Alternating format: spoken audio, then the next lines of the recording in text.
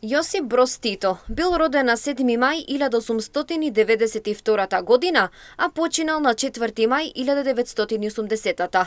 Бил комунистички политичар и доживотен диктатор на Социјалистичка Федеративна Република Југославија. Тито бил генерален секретар, а подоцна и председател на Комунистичката партија на Југославија во периодот од 1939 година до 1980 и ја предводел Југославија во Втората светска војна. Начело на партизанското слободително движење бил од 1941 до 1945 година. По војната бил премиер на Југославија, а подоцна и председател на државата.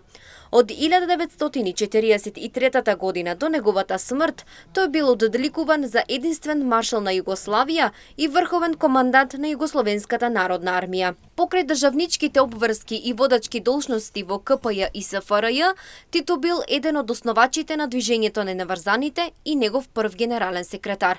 Титовото владење се подпирало на постојано јакнење на култот кон неговата личност, почнувајќи од времето на Втората светска војна, па се до смртта во 1980 година. Изградбата и промоцијата на култот кон Титовата личност во периодот на неговото владење одела во две насоки: безмилосно справување со политичките и идеолошките противници и континуирана промоција на успесите и визионерството преку образованието и медиумската пропаганда.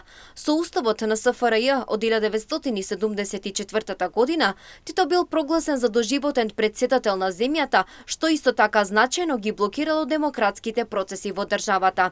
Еден од успесите на југословенската власт на чело со Тито, пред се во периодот до крајот на 1960-тите години, беше градењето на братството и единството помеѓу југословенските народи и народности. Но од крајот на 1960-тите, национализмот беше во постојан пораст за на почетокот од 1990-тите да доведе до распад на Југославија. За време на неговиот живот, а особено во првата година по неговата смрт, неколку места се именувани по Тито. Во Република Македонија, градот Велес во чест на Тито одреден период го носеше називот Тито Велес.